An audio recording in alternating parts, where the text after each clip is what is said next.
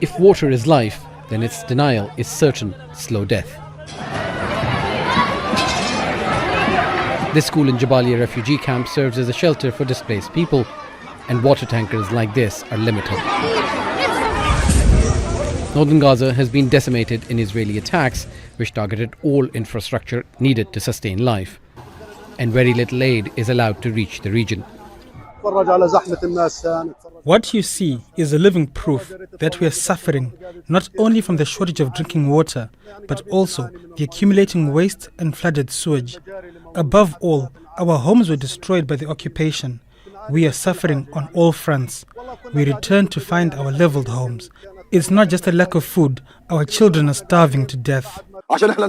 In many places, this is how children have been drinking, from puddles. Medics say they may survive the thirst, but not the ensuing disease.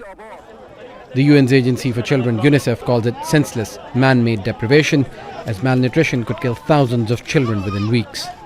The Israelis destroyed not only our homes but water wells too. We cannot feed our children, and now we cannot find a drop of clean water. This is not life. Even animals have a better life compared to us. We are butchered, if not by the Israeli bombardment, then by starvation and lack of water.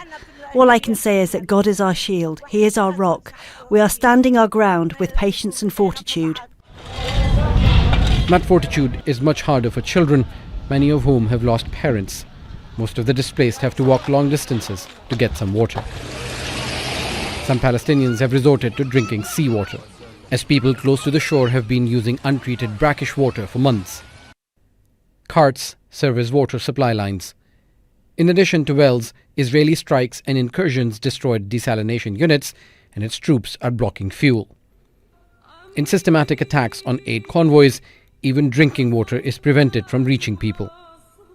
During the last 8 months, soldiers and settlers have posted numerous videos of them destroying what little aid trickled in, including water bottles.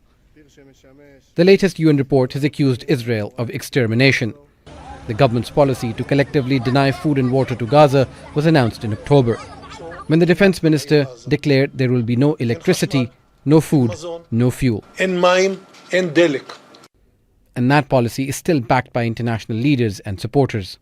Cutting off power, cutting off water, Sakir? Well, I think that Israel does have that right. And children will be forced to quench their thirst like this until the impunity to impose a famine is supported as Israel's right to defend itself.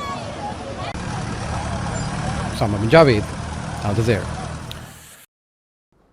Make sure to subscribe to our channel to get the latest news from Al Jazeera.